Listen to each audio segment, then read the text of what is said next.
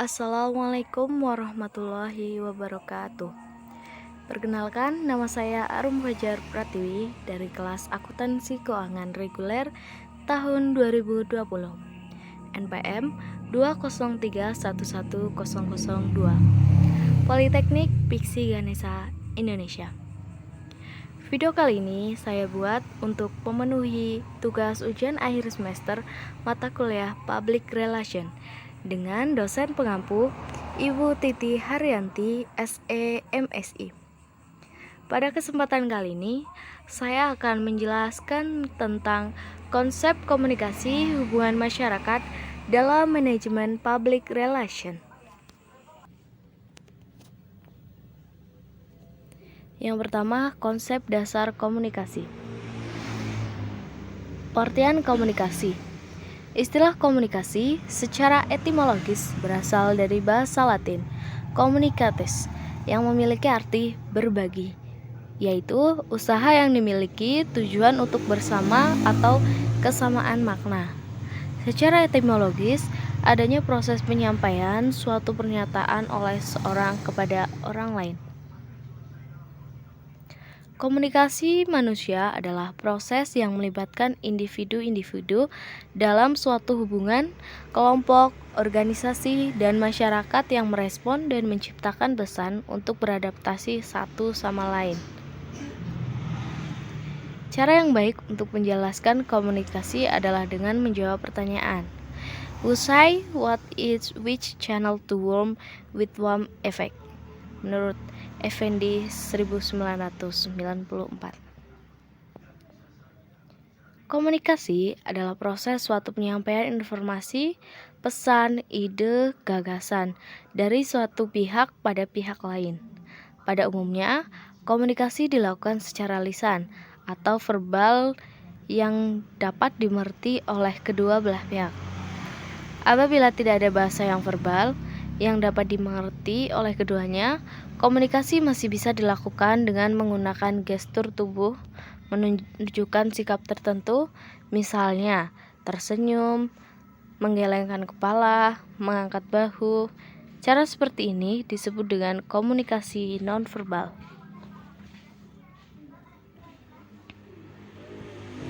5 unsur sebagai jawaban dari pertanyaan. Paradigma Laswell. Pertama, komunikator. Siapa yang mengatakan? Kedua, pesan. Mengatakan apa? Ketiga, media. Media apa? Keempat, komunikasi. Komunikan dengan siapa? 5. Efek. Efek apa? Proses komunikasi secara pintar. Berdasarkan paradigma Laswell, komunikasi dapat dibagi dalam 2 tahap, yaitu proses komunikasi secara primer dan kedua, proses komunikasi secara sekunder. Pertama, proses komunikasi secara primer adalah proses penyampaian pikiran dan atau perasaan seseorang kepada orang lain dengan menggunakan lambang sebagai media. Misalnya, komunikasi menggunakan lambang bahasa, isyarat, gambar, warna, dan lain sebagainya yang secara langsung mampu menerjemahkan pikiran dan atau perasaan komunikator kepada komunikan. Proses komunikasi secara primer. Yang pertama, komunikator mengirimkan sandi pesan yang akan disampaikan kepada komunikan. Hal ini berarti komunikator mengubah pikiran dan atau perasaan ke dalam bahasa yang dimengerti oleh komunikan. Yang kedua, komunikan menerjemahkan pesan dari komunikator. Yang ketiga, komunikasi akan berlangsung dengan lancar apabila pengalaman komunikan sama dengan komunikator, dan sebaliknya apabila tidak demikian, maka artinya komunikasi dikatakan tidak lancar. Yang keempat, komunikator harus mengenali karakteristik setiap individual, sosial, dan budaya komunikan. Yang kedua, proses komunikasi secara sekunder adalah proses penyampaian pesan oleh komunikator kepada komunikan dengan menggunakan alat atau sarana sebagai media kedua setelah memakai lambang sebagai media pertama. Adapun media yang sering digunakan dalam komunikasi sekunder adalah sebagai berikut. Yang pertama, surat. Yang kedua, telepon. Yang ketiga, surat kabar. Yang keempat, radio. Yang kelima, televisi, dan lain-lain. Konseptual komunikasi.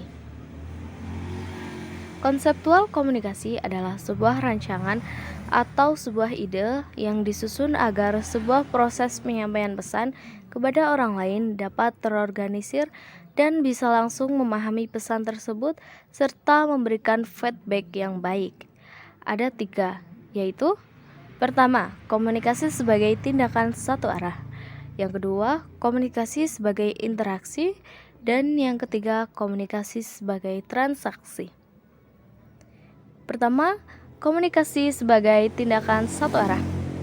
Komunikasi berfungsi sebagai penyampaian pesan satu arah dari seseorang atau lembaga kepada seseorang kelompok lainnya, baik secara langsung maupun tak langsung. Komunikasi sebagai proses arah tidak dapat diterapkan pada komunikasi tatap muka, tetapi dapat diterapkan pada komunikasi publik atau pidato yang melibatkan tanya jawab. Definisi komunikasi dalam konseptual tindakan satu arah. Komunikasi adalah proses penggalian ide dari sumber kepada satu penerima atau lebih dengan maksud mengubah tingkah lakunya, menurut Everett M. Roget. Selanjutnya, komunikasi terjadi ketika sumber menyampaikan pesan kepada penerima dengan niat untuk mempengaruhi perilaku penerima, menurut Gerald R. Miller. Pola komunikasi satu arah adalah proses penyampaian pesan dari komunikator kepada komunikan, baik menggunakan media maupun tanpa media, tanpa ada umpan balik dari komunikan. Dalam hal ini, komunikasi bertindak sebagai pendengar saja. Dalam komunikasi satu arah atau simplex, pengirim dan penerima informasi tidak dapat menjadi komunikasi yang berkesinambungan melalui media yang sama. Contohnya, pagar, televisi, dan radio. B. Komunikasi sebagai interaksi. Komunikasi dipahami sebagai proses aksi-reaksi sebab akibat yang arahnya bergantian. Komunikasi interaksi dipandang lebih dinamis daripada komunikasi satu arah. Unsur penting dalam komunikasi interaksi adalah feedback. C.A. De Vito mengartikan bahwa komunikasi merupakan suatu tindakan oleh satu orang atau lebih yang mengirim dan menerima pesan yang terdistorsi oleh gangguan terjadi dalam satu konteks tertentu, mempunyai pengaruh tertentu, dan ada kesempatan untuk melakukan umpan balik. Komunikasi terjadi melalui sebuah proses. Proses komunikasi biasanya dimulai dengan adanya bahan pembicaraan yang dilontarkan oleh pembicara yang kemudian diterima oleh penerima. Beberapa ahli memiliki pendapat berbeda tentang proses terjadinya komunikasi. Untuk penegasan tentang unsur-unsur dalam proses komunikasi interaksi dapat kita lihat sebagai berikut. Yang pertama, sender. Komunikator yang menyampaikan pesan kepada seseorang atau sejumlah orang. Yang kedua, encoding, penyandian, yakni pengalihan pikiran ke dalam bentuk lambang. Yang ketiga, message, pesan yang merupakan seperangkat lambang yang bermakna yang disampaikan oleh komunikator. Yang keempat, media, saluran komunikasi tempat berlalunya pesan dari komunikator kepada komunikan. Yang kelima, decoding, pengawasan, yaitu proses di mana komunikasi menetapkan makna pada lambang yang disampaikan oleh komunikator kepadanya. Yang keenam, receiver, tanggapan, seperangkat reaksi pada komunikan setelah diterpa pesan. Yang ketujuh, response, kemungkinan yang menerima pesan dari komunikan yang menerima pesan dari komunikator. Yang kedelapan, feedback atau umpan balik, yakni tanggapan komunikan apabila tersampaikan kepada komunikator. Yang kesembilan, noise, gangguan tak terencana yang terjadi dalam proses komunikasi sebagai akibat diterimanya pesan lain oleh komunikan yang berbeda dengan pesan yang disampaikan oleh komunikator kepadanya. Wahyu 2010 122. C. Komunikasi sebagai transaksi. Beberapa definisi yang sesuai dengan konsep transaksi yaitu: yang pertama, Stewart et Tubbs dan Sylvia Moss. Komunikasi adalah proses pembentukan makna di antara dua orang atau lebih. Menurut Judy C. Pearson dan Paul E. Nelson, komunikasi adalah proses memahami dan berbagai makna. Menurut William E. Gordon, komunikasi adalah suatu transaksi dinamis yang melibatkan gagasan dan perasaan. Dan menurut Donald Baker dan Lauren Andreasson, komunikasi adalah berbagai informasi antara dua orang atau lebih. Dari pandangan-pandangan ini menyatakan bahwa komunikasi adalah proses yang dinamis yang secara sinambungan merupakan pihak-pihak berkomunikasi. Berdasarkan pandangan ini, maka orang-orang yang berkomunikasi dianggap sebagai komunikator yang secara aktif mengirimkan dan menafsirkan pesan. Setiap saat mereka bertukar pesan verbal dan atau pesan non-verbal. Semakin banyak orang yang berkomunikasi, semakin rumit transaksi komunikasi yang terjadi. Akan lebih banyak terdapat peran, hubungan yang lebih rumit, dan lebih banyak pesan verbal dan non-verbal. Dalam konteks ini, komunikasi adalah proses personal karena makna atau pemahaman yang kita peroleh pada dasarnya bersifat pribadi. Hingga derajat tertentu, para pelakunya sadar akan kehadiran orang lain di dekatnya dan komunikasi sedang terjadi. Meskipun pelaku tidak dapat mengontrol sepenuhnya bagaimana orang lain menafsirkan perilaku verbal dan non-verbalnya. Komunikasi sebagai transaksi bersifat intersubjektif, yang dalam bahasa Rosengren disebut komunikasi penuh manusia.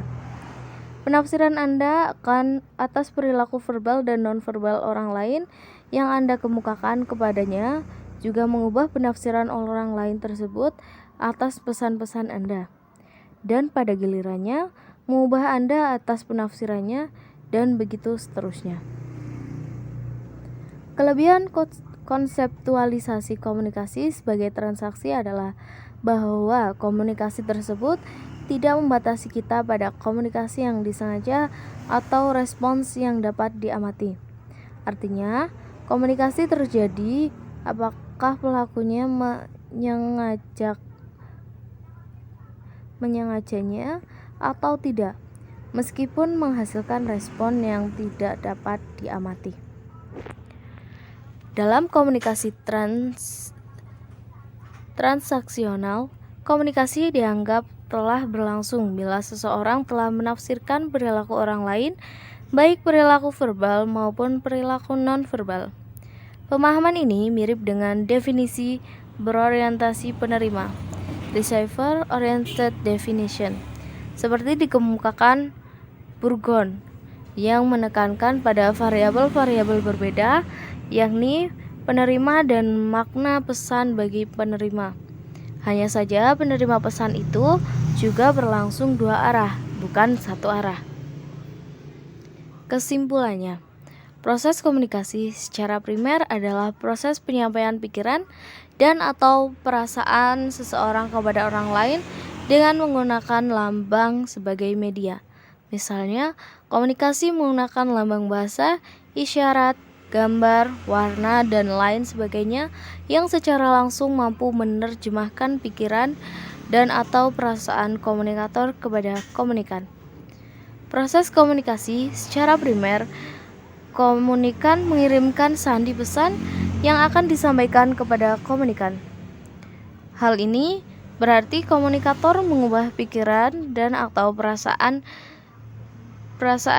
ke dalam bahasa yang dimengerti oleh komunikan. Komunikan menerjemahkan pesan dari komunikator. Sekian presentasi dari saya. Apabila ada kurangnya, mohon maaf yang setulus-tulusnya. Sekian dari saya. Wassalamualaikum warahmatullahi wabarakatuh.